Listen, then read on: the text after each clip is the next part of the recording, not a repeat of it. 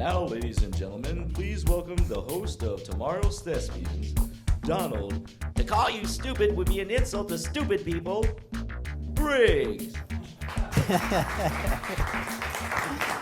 All right, thank you. Thank you, everybody. Thank you so much. I am Donald. To call you stupid would be an insult to stupid people, Briggs.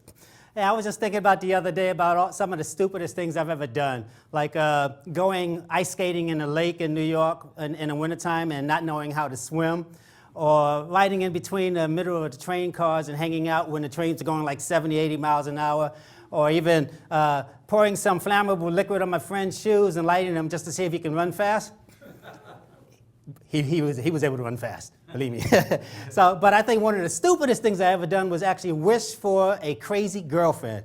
I'm talking about a crazy girlfriend. You know, there's a scale of craziness, right? I'm talking about the type you find on like Jerry Springer Show, who will, check your emails, your phone, your all those other accounts and accuse you of cheating and stuff. But you know what? Oh man, this was nothing. This chick that I got with was a combination of The Exorcist, Silver Linings Playbook, Tiffany in there, and then so I remember the very first time I saw her, she was in a straitjacket. And when she took the straitjacket off, she had this thing that says, "You ain't seen crazy until you seen me." But I thought it was just a joke. You know how some people have these shirts on that says, in the front, "I'm with stupid," and in the back it says, "Stupid's with me," and then you look around and there's nobody else there. So I thought it was just a joke, you know what I mean? But then I asked her out, and so the first time we went out, we went to this real nice restaurant, and she ordered a chicken a la live. Man, I love chicken, so I thought this was some fancy way of cooking chicken until I saw the waiter bring out a live chicken inside of this, inside of a cage and give it to her, and she didn't even think about it. She just opened up the cage, grabbed the chicken, and bit his head off. I'm like, what the? And she asked me if I wanted a bite. I didn't want to tick her off, so I said, no, thank you. You ate the part that I like the best. So, and then the next time we got together, I'm going to the house, and she's up here climbing she's on the ceiling upside down. And guess what? I didn't see any wires or nothing like that. I'm like, but I convinced myself that it was my eyes that was bad, you know what I mean? And then the last time we got together, I go to her house and it's her birthday, so I'm going out and I'm surprising her. And her birthday, I walk in and she's on the chair. And you remember in The Exorcist how the lady's head turned on her? Oh, this lady ain't had nothing on this one right here. I go in there and I say, "Surprise!" I'm the one who's surprised. Her head stood still, but the rest of her body was talking around. So I just told her, "Hey, you know what? I got to go get your present." I got it in the car, and I never went back. So I didn't want to tick off. So the moral of this story is if it sounds stupid, it probably is stupid, all right? Hey, welcome to tomorrow's Thespians. This is a show that gives you an inside look inside the actor's audition room. Before we get to the show, let's go ahead and meet the three individuals here who are going to help guide in the Thespians, all right? This gentleman is an internationally recognized actor and director who has starred in numerous Broadway shows, including Pippin and the Chorus Line, as well as the film of a Chorus Line. He's also played Jack in many of the Jack in the Box commercials. Put your hands together for the incomparable Justin Ross. Thanks, Donald. Great to be here today. Thank you, Justin. He has starred in numerous commercials, films, and theater productions, and is a stand-up comedian. He's currently leaving his mark in the hosting world and can be seen hosting red carpet events and local video countdowns. Show some love for Kevin John. Thank you. All right, Kev. You know, Don, I thought I dated some crazy women in my past, but after listening to your story, all of my women were saints. So. And he's one of the top acting coaches in the world, as well as an accomplished television and stage actor. He's played an engineer on Howard Stern's Private Parts and can currently be seen in NBC's pilot, The Mason Twins. Please welcome Barry Papick. Thank you, Donald. It's great to be here. Thank you, Barry.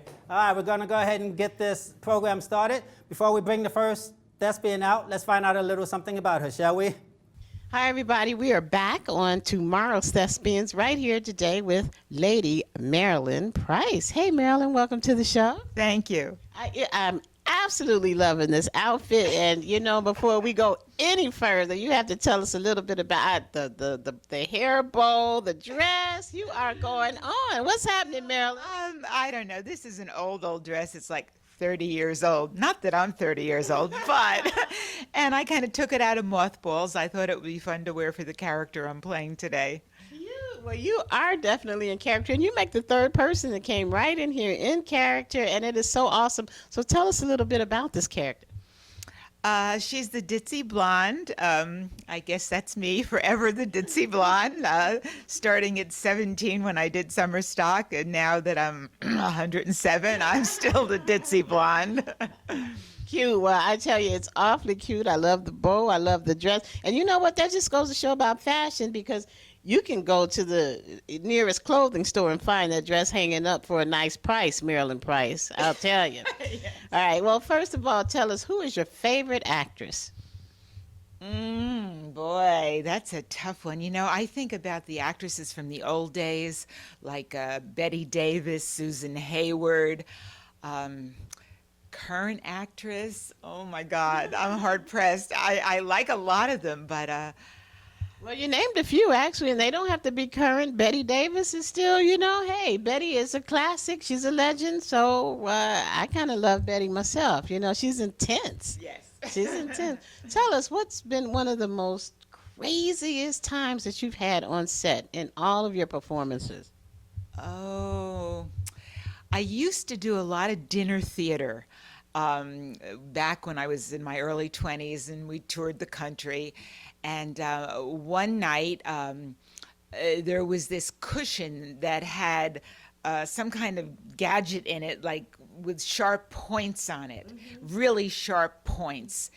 And I was performing, and I went to sit down on the cushion, and it was broken, and like the needle point went into my rear, and I couldn't react to it because it was a comedy, and I'm talking to the people and go, oh yes, everything's lovely, and I mean, it was so painful. There was like a 2-inch needle, you know, up rear. Yeah, now that is a story. Yeah.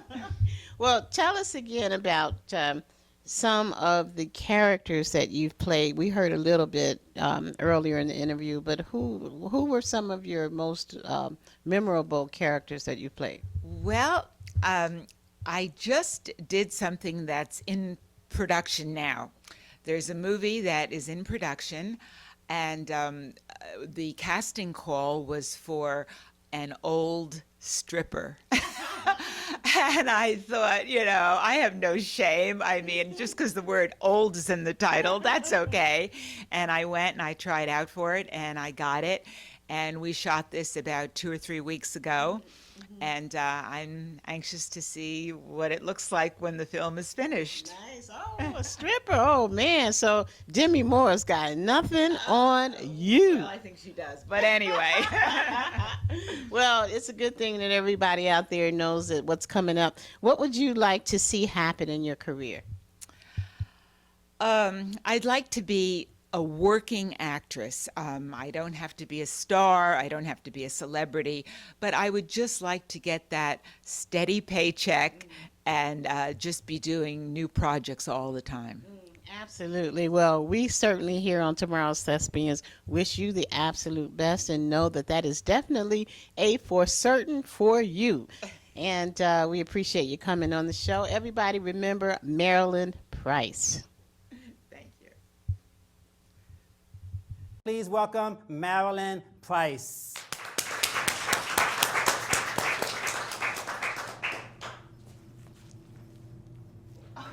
Oh, is this the audition?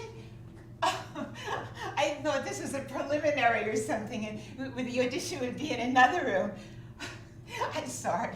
I just came from a play audition. Yesterday I was up for a movie. Well, this is the commercial, isn't it? I mean, that's where I am. I'm sorry. I got my media all mixed up. It's like when you sleep with a lot of different men and you can't put your names together with the face. Oh, not that I do that. I'm not promiscuous, but I have a friend who is. Maybe you know her. Could I have a glass of water, please, and then I'll start the audition? What? The tape is rolling? Well, how could the tape be rolling? I mean, where's the script?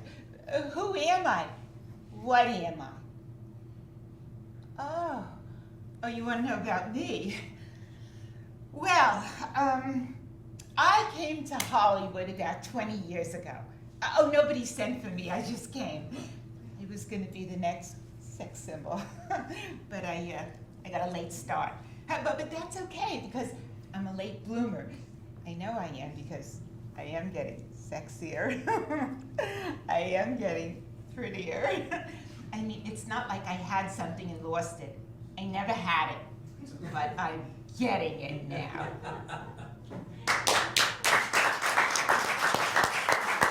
Marilyn Price, everybody. Marilyn. All right, great. Let's find out what the judges thought about that, all right? Justin, you want to start us off, please? Sure. Marilyn, I think you're terrific. I think you've got great comic timing. I thought that, you had an honest character. My only note is find your light. You were out of your light the entire time. There's a mark right there behind you, about a foot behind you. Yeah.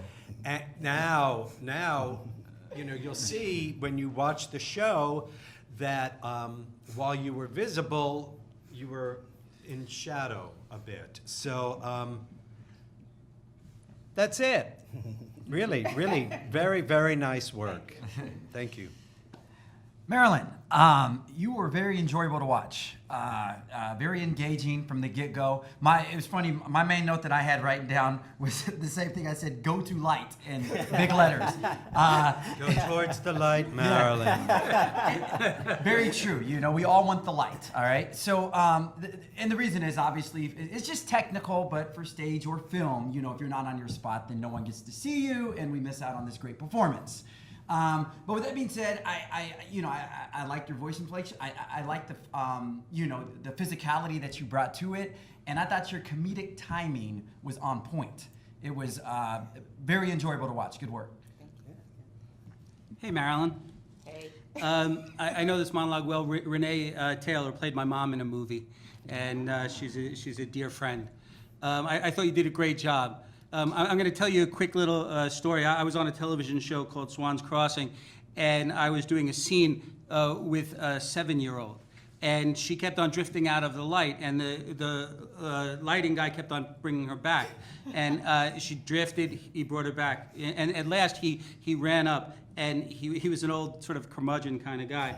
And he grabbed her by the shoulders, and he said, in the light, out of the light, in the light, out of the light. And she peed right there. Oh. It was sad, but it's a good lesson, and these guys are right. You have to know your light. It's not just technical. It's about wanting to be seen, and you really have to want to be seen. I thought you did a really great job. I think the transitions could be a little slower, so you can have a little bit more fun with them, open them up a little bit. But all in all, I thought you did a really good job with this monologue. But you got to be seen. Yes. Marilyn Price, everybody. Marilyn, thank you so much. Appreciate it, okay? All right. Okay, we're going to bring out the next Thespians. Before we bring her out, let's find out a little something about her.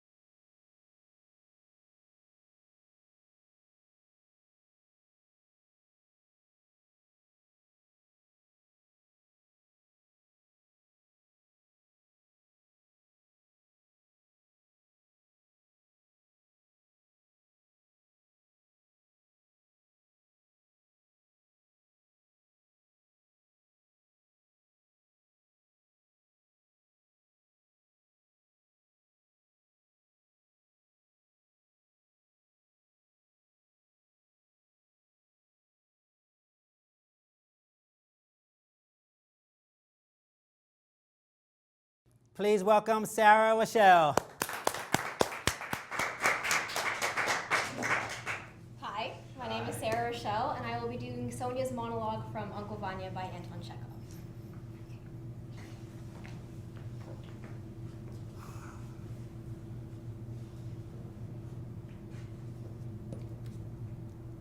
You and I, Uncle Vanya, we have to go on living. The days will be slow, the nights will be long, but we'll take whatever fate sends us. We'll spend the rest of our lives doing other people's work for them. We won't know a minute's rest. And then one day we'll die. And when we're dead, we'll say that our lives were full of pain, and that we wept and suffered. And God will have pity on us. Then, Uncle, dear Uncle Vanya, we'll see a brand new life, all shining and beautiful. We'll be happy, and we'll look back on the pain we feel right now, and we'll smile, and then we'll rest. I believe that, Uncle. I believe that with all my heart and soul. We'll rest, we'll hear the angels singing, we'll see the diamonds of heaven, and all our earthly woes will vanish into a flood of compassion that overwhelms the world. And then everything will be calm, quiet, gentle as the loving hand.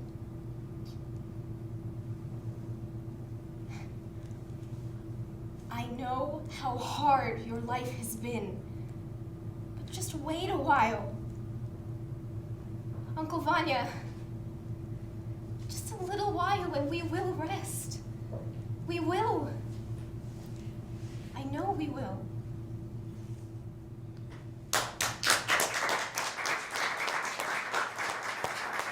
Sarah Rochelle, everybody. Sarah Rochelle. Justin, start us off, please. Hi. Hi. Well, thank you. You have a very, very lovely quality and very sincere.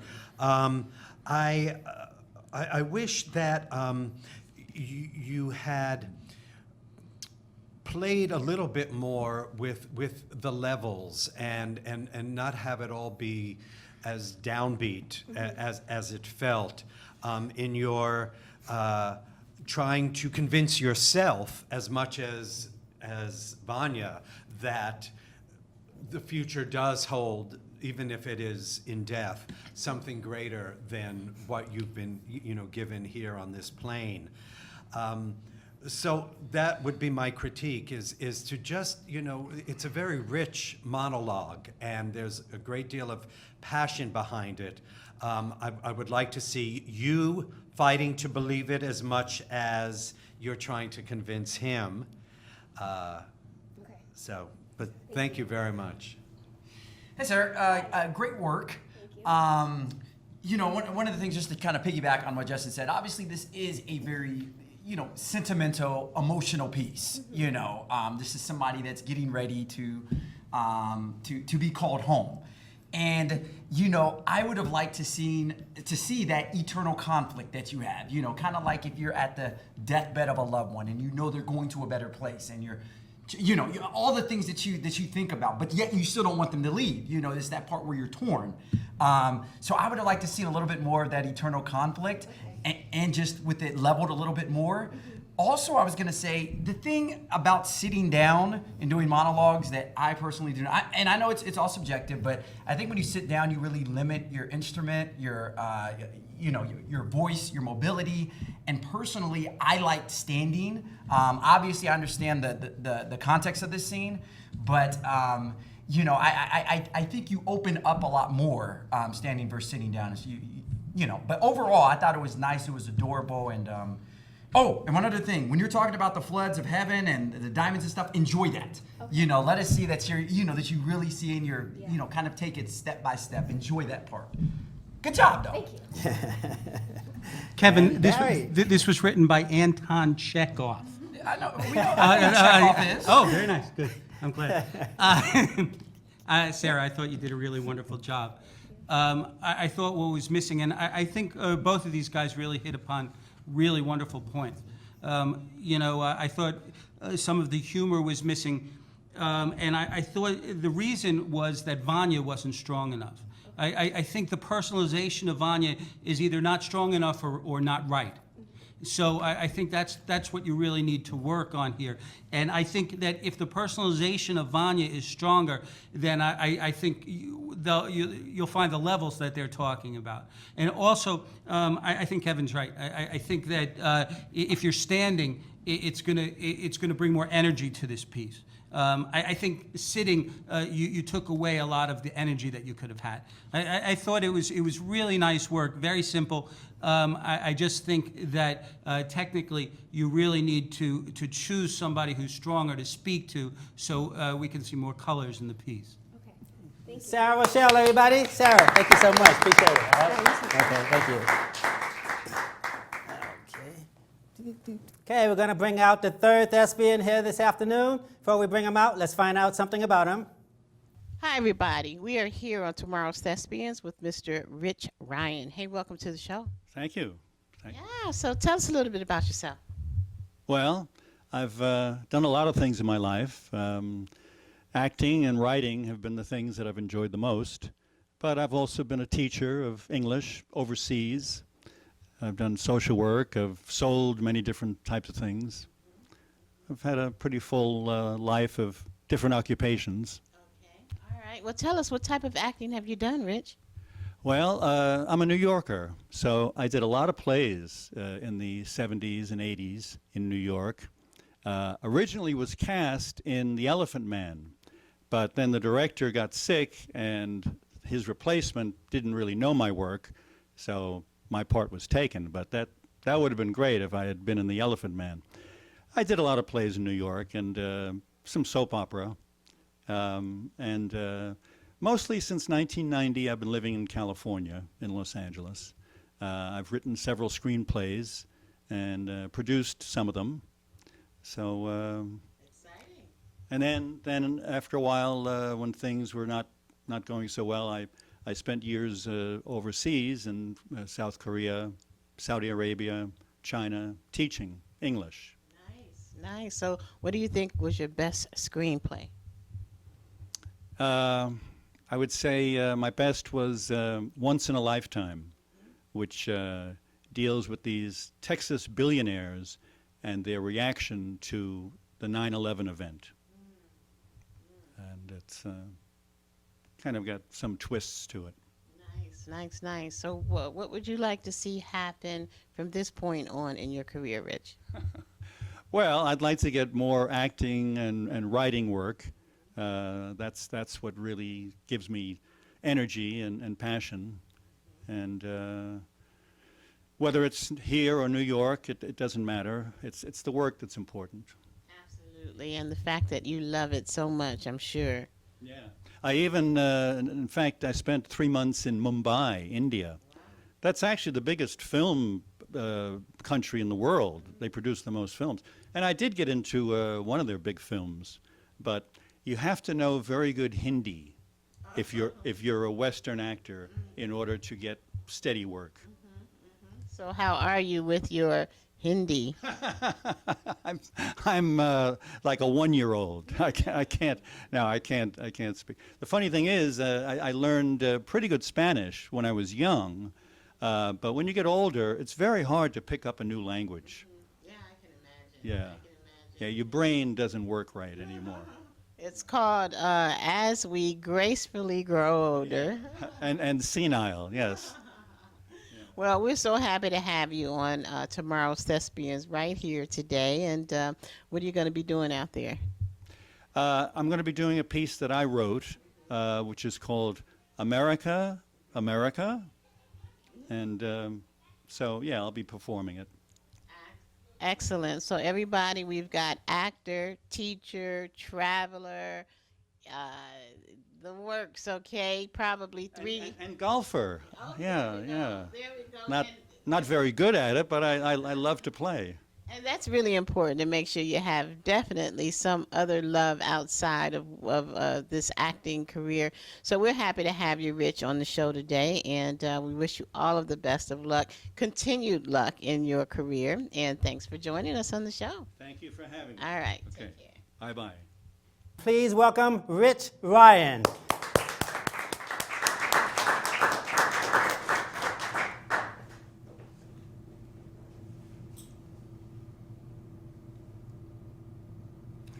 Oh, America! America? Thank you, that's all the Shakespeare I'll be doing for today. I was going to do a full monologue from Hamlet, but it's a well-known fact that most Americans don't really like Shakespeare.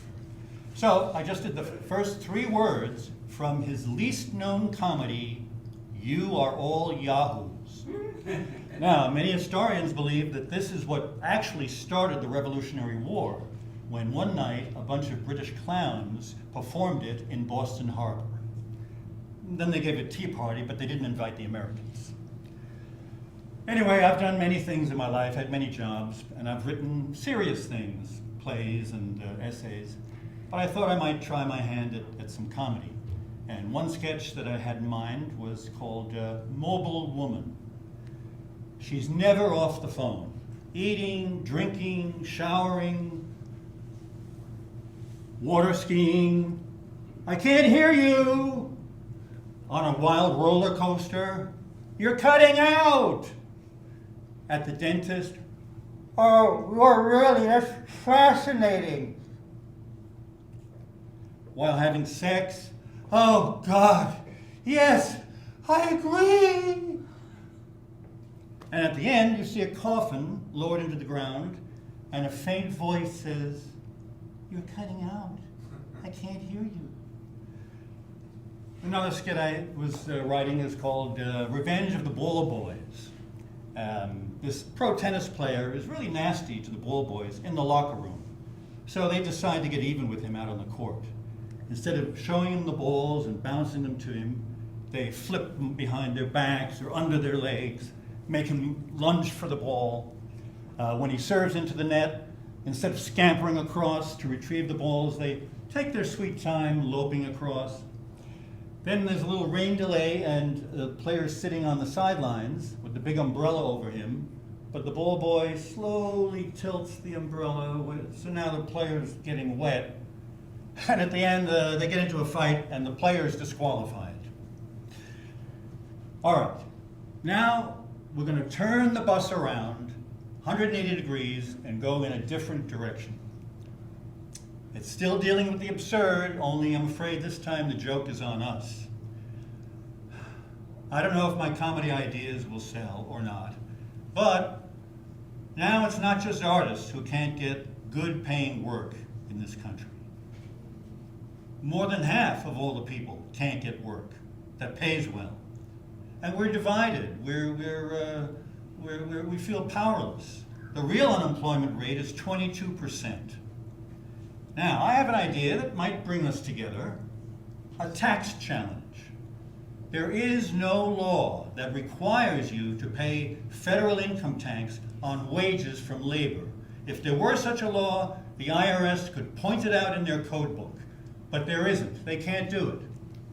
It's a giant scam the IRS is running, and the reason they get away with it is because they have the guns. But we have the numbers.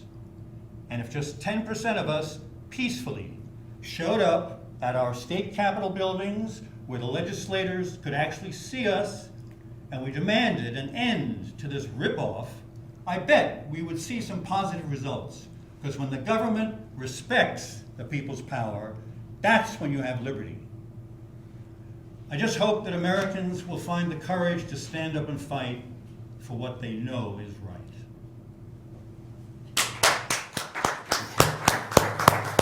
Rich Ryan. All right, good one, Rich Ryan. All right, let's find out what the judges thought of that, okay? Justin. Hey, Rich. Hi. Hi. Well, you know, I have a big question. Who is this person? Who is he speaking to? And what's at stake for him?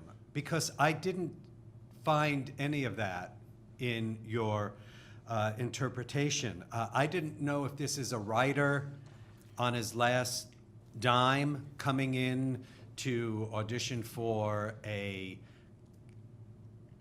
spot on a comedy team, writing team, you know, for a show or something. I kept trying to figure out what the whole point was and what was at stake for this person, for me to get engaged in what he was trying to tell me, because the stuff that you were imparting was interesting, but I had no clue as to what was underneath. So Okay. to that extent, it kind of left me baffled. Yeah. I mean, it was me talking about my life. Yeah, yeah, okay. Kevin, please. Yeah. Hey. But yeah, but that's not the purpose of this exercise.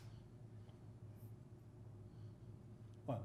I'm here to critique you playing a character. Okay. So even though you've written, you know, the character, there still needs to be something, and if it is you, I didn't understand why you felt it so important to, again, impart that knowledge. Kevin. Hey, Rich. I was kind of clear on what you were doing. I may say I was a little confused about the objective towards the end, but you know, it's pretty clear to me who you were talking to and what your business was about. The main thing that I would say is you started off really good, really energetic. I was really into it in the beginning, and somewhere halfway through, I just kind of lost.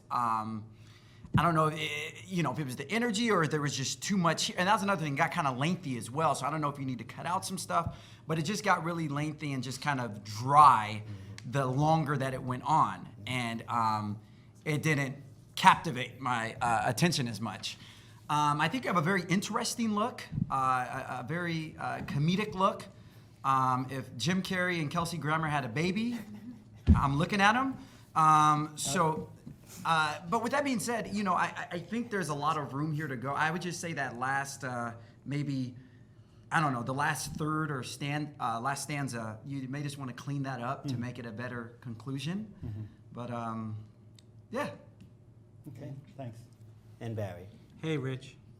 Yeah, I totally disagree with Kevin and agree with Justin. I thought that what this was stand-up into pontification, and bad stand-up into bad pontification. And I thought that basically, you know, I knew who you were talking to. It just didn't work for me. I mean, it wasn't acting. It was lecturing. If I want to lecture, especially, you know, on the IRS, I can go listen to 90 politicians out there who are ready to lecture me. There was nothing acting about this. It was all pontification. And, you know, maybe Kevin could understand the first half because, you know, he has a stand-up background. I don't. But the stand-up wasn't wonderful. If that's what you want to do, then you have to work on that. And if pontification is what you want to do, then you have to find a forum for that. Rich Ryan, everybody. Thank you. Rich, thank you so much.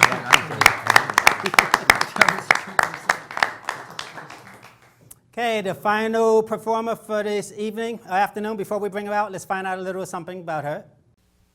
Hi, everybody. We are here on tomorrow's Thespians with Beata Kaminska. Hey, Beata, welcome to the show. Thank you so much. You know, usually I fool around before I interview the guests, but I had to make sure I got that name straight because that's pretty serious. Beata Kaminska. Yes, That's a real thespian name. So tell us about yourself, Beata. What can I tell you? That's me. First of all, I was born in Poland. And then I moved to Germany.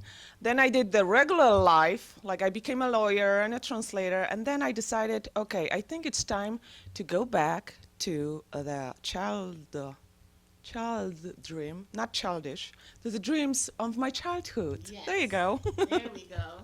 And then, and I started to do acting again. Well, what an exciting story. I love that. So we've got the acting attorney. Right? I like that. The acting attorney. Acting translator, both. So what is your specialty as an attorney? As an attorney, business law. Business law. Woo! So you'll be able to take all these things and put it together and be your own attorney when you get out there and start making that big money. Make my own, I don't have to pay the manager the 20%. That's right. Yeah. I can do my own Full service. I love it. I love it. So tell us what. Yeah, and most of the time, and I see you're actually into humor and comedy. And so my next question was, what's your favorite genre? But I mean, come on. It's obvious, right? Yeah. I really did. I did actually pretty good in serious stuff, but everybody started talking. But everybody can tell you, oh, you're so great in this or that, but it has to come from really professional people that should say, okay, you should really go this way, because you cannot have everything. Meryl Streep, she can have everything. I'm gonna be, but it takes a little while. So comedy, it's the way. Absolutely. What sort of comedy roles have you performed in so far? So far, we did some comedies. When I came here, I went to school to Lee Strasberg, and we did a few things there. And we actually not only did stuff that was already done and just kind of redo it at school, but we also did our own project, How to Not Disappear in Hollywood. So that was pretty funny. Lee Strasberg, you are not playing around, are you? I love it. You go straight to the top to make sure that you get this acting career booming. So tell us, if you had to pick your favorite actor, who would that be? At the very beginning, please don't laugh, was Bruce Willis. I know, Bruce Willis. But then I changed to Julia Roberts, and now Melissa McCarthy. It's the lady to go. Yeah. Well, absolutely nothing wrong with that. I love it. And since you're such a funny lady, tell us a funny story of what happened to you out there just in your entire career on set one day. What happened on the... Oh my God, if I knew I'm going to have this question, I would prepare a list. But now I have nothing, really nothing. I have nothing, seriously. Well, I know that you can actually, that's what's so great. You're able to take any serious situation and make it funny, because we've been cracking up ever since you sat down in here. So, and let's find this out, because you're funny, but you're also very serious, because it takes a lot of years and a lot of studying to become any sort of lawyer, particularly in business law. That certainly was not one of my favorite subjects. So you have to be very smart and intelligent to be able to put in all those years. So that means that you also are taking your career very seriously as well. Tell us, where would you like to see yourself within the next 3 to 5 years? I think every serious actor would like to see themselves standing there, holding this one trophy, and say thank you, this and this and this and this, right? You're at the Oscars. Yes, of course I'm talking about the Oscars. But I think comedy is more primetime television or daytime television? No, primetime television. So probably Emmys. I love it. I love it. Well, everybody, make sure you remember this name, and I'm glad I got it right the first time, so we'll let you say it the second time. Beata Kaminska. All right. Everybody remember that name. Thanks for joining us on tomorrow's Thespians. Please welcome Beata Kaminska.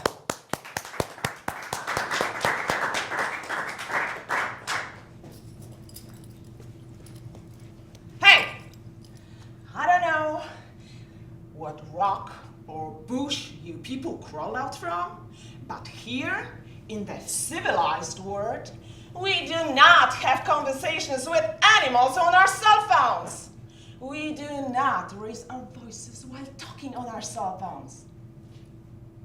I don't know if you're familiar with the device, but you don't really have to shout out all the way to Poughkeepsie. The technology transmits your voice through the air like magic.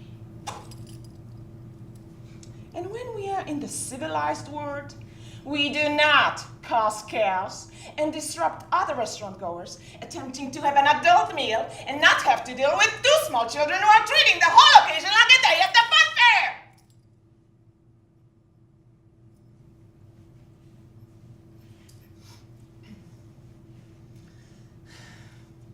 Now, if you'll excuse me, I'm going to go back to that skinky little table in the back.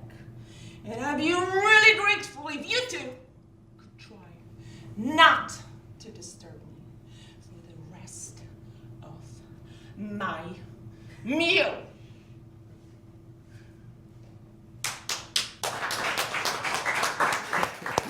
Beata Kaminska, everybody. Beata. Let's find out what the judges thought of that, okay? Justin. Hey, Beata, how are you? How are you? God, well, it's good to see you again. You were our winner last season, were you not? know, right? Yeah, your work last year, I remember vividly, was extraordinary.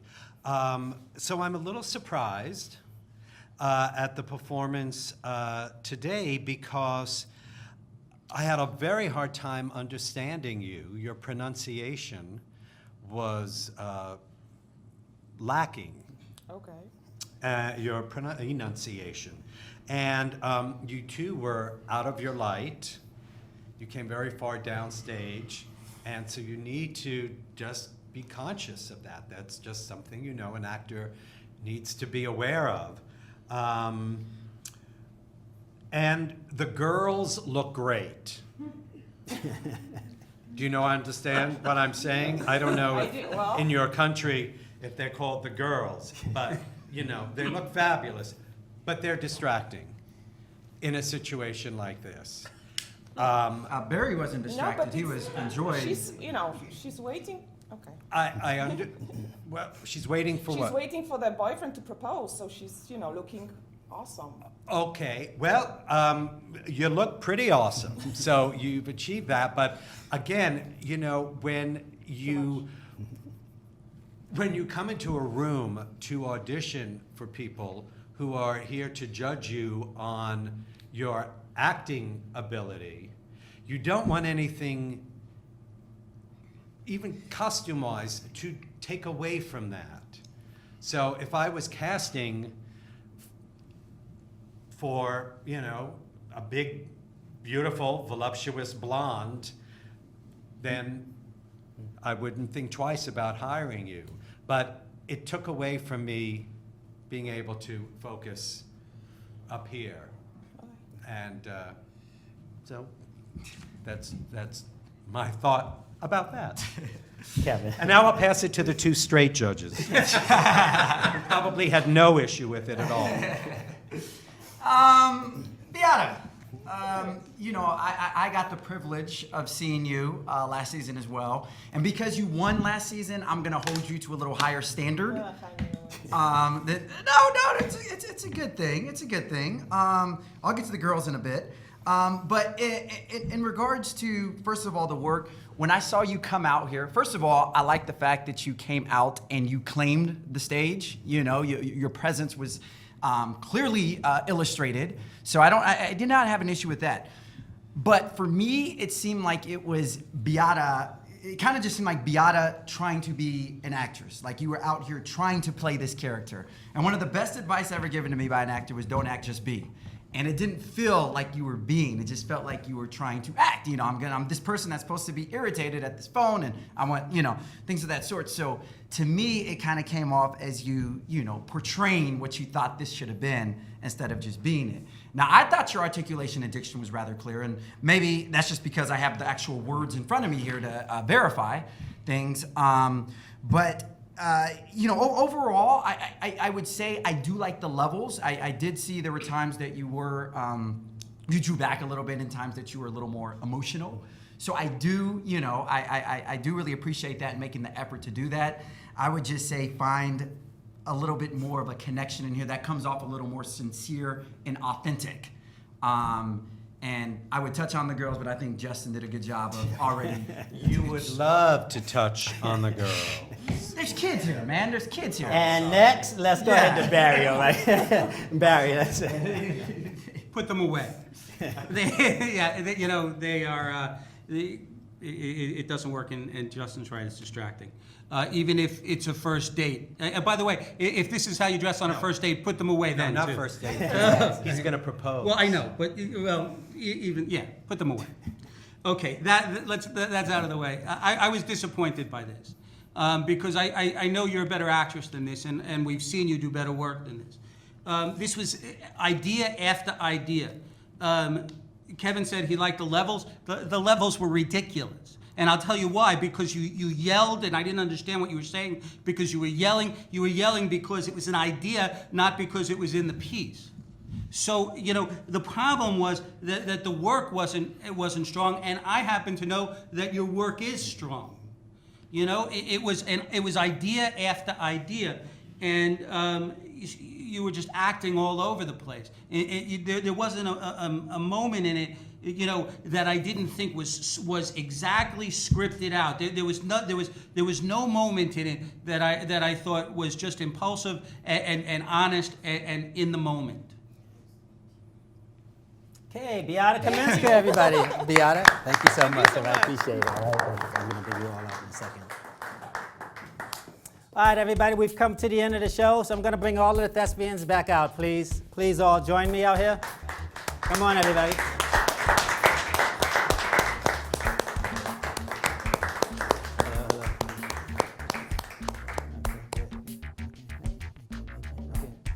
Okay, we've come to the end of the show. So I want to thank all of the audience members for coming here today and all of you outside. Thank the crew.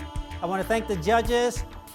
I want to thank Linda Leak for warming up the contestants before it came out here. And I definitely want to give a final thank you to all of the thespians. Everybody, please give them a hand. Thank you.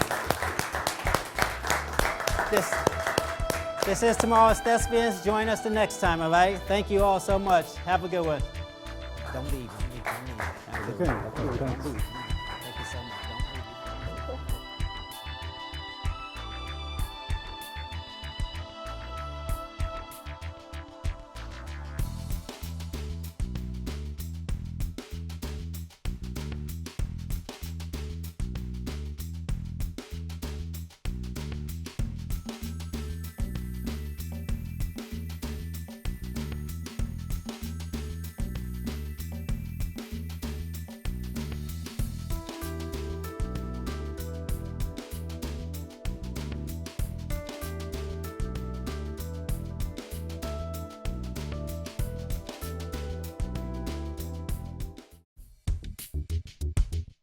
Lana, look at me. Look at me. If you go through with this, you will be out of this house so fast it'll make your head spin. Great job. This pig killed my brother, my baby brother. Don't push for emotion. It's the one thing that I hate most. It started when I first discovered music.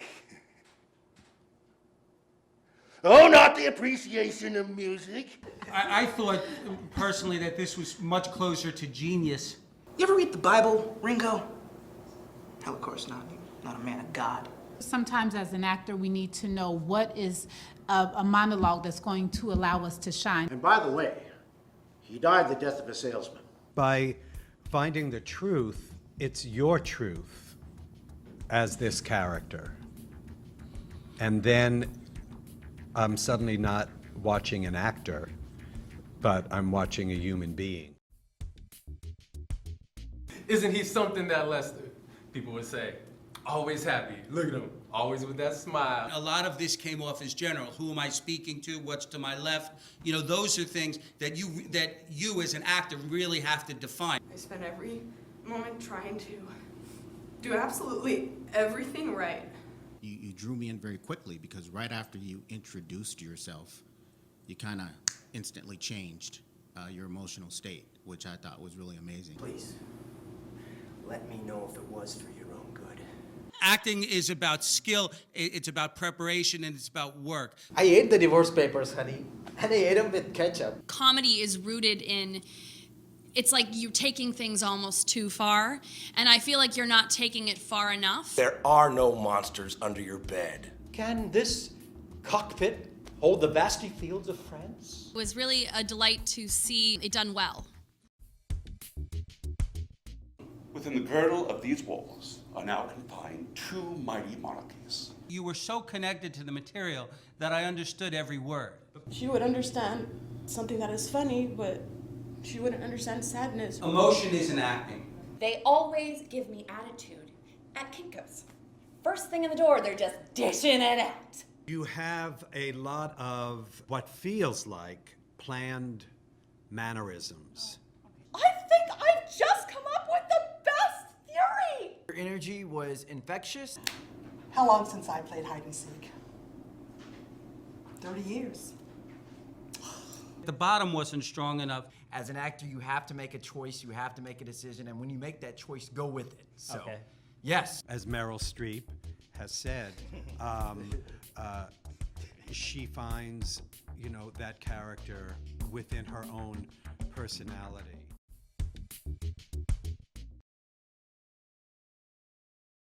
What type of films are your favorite ones, and also your actors? So give us your best film and your best actor. My favorite film is Closer. I love Gattaca, Troy, just very hole-in-the-wall type movies, very complex movies, complex characters. Favorite actor would definitely have to be, it would have to be like three. It would have to be Denzel, Meryl Streep, Russell Crowe. I love Benedict Cumberbatch. Just really actors who just kind of lose themselves from character to character, and they're just never the same. I think those are the sort of actors that I really gravitate towards. Tell us, who's your favorite actor? Oh gosh, my favorite actor, where do I start? I love Meryl Streep. I love Kathy Bates. Right now, I'm really, really very fond of Gloria Stewart. Who would you say is your favorite person to emulate? Actor or actress? Oh my goodness, I've got so many. Of course, when I was younger, and I hope I still am kind of cute, I used to be told that I looked like Rita Moreno, and I adored her. I idolized Sophia Loren. I simply just love Kathy Bates. And there's just so many. It's hard, it's hard to take inventory, but I learn a lot from watching Meryl Streep too. Oh, she's awesome. Isn't she awesome? She's phenomenal. Yeah, so yeah. I try to learn, yes. She's one of my favorites as well. Anybody ever tell you you've got that Nicole Kidman look? I have heard that a lot. Yes. When I was growing up, I heard Julianne Moore all the time. Okay. Then I heard Nicole Kidman. And then there was a year of my life that people said Kate Winslet. And then for a while, people were saying, Meryl Streep, for a couple other years of my life. So maybe the bone structure changes as you go through. But there were themes, of different people. But I have heard that. Were any of those your favorite actresses? Well, of course, Meryl Streep. Oh, she's awesome, isn't she? I don't have words for how deeply her work touches me, and I admire her, and I'm grateful for her putting her work out there in the way that she does. And what's your favorite film that she played in? I'll help you out. Mine was The Manchurian Candidate. Okay, Sophie's Choice. Sophie's Choice. Oh, good choice. Good choice. Any of them would be. If you had your choice of all of the actors out there in the universe, which one would you prefer to work with the most? Oh my God. Wow, that's a hard question. I would say female Meryl Streep, and then male it would have been Robin Williams. Who do you want to be like? Who would you love to see yourself be on the screen? Oh geez. Well, I adore Meryl Streep. I would love to be anywhere near as good as she is. I also love Anne Hathaway and Eddie Redmayne right now. He's my love. What's your favorite genre? But I mean, It's obvious, right? Yeah. I really did. I did actually pretty good in serious stuff, but everybody started talking. But everybody can tell you, oh, you're so great in this or that, but it has to come from really professional people that should say, okay, you should really go this way, because you cannot have everything. Meryl Streep, she can have everything. I'm gonna be, but it takes a little while. Acting is something that we have to really devote time to. And the more time you devote, there's no miracle. The harder you work, the better it is. Meryl Streep makes miracles. Well, because she works really hard. She only makes miracles because she works really hard. I know we all get into our acting, profession because we want to play other characters. But as Meryl Streep has said, she finds, that character within her own personality. She digs, she carves the truth of that character out, but with what she has within her already.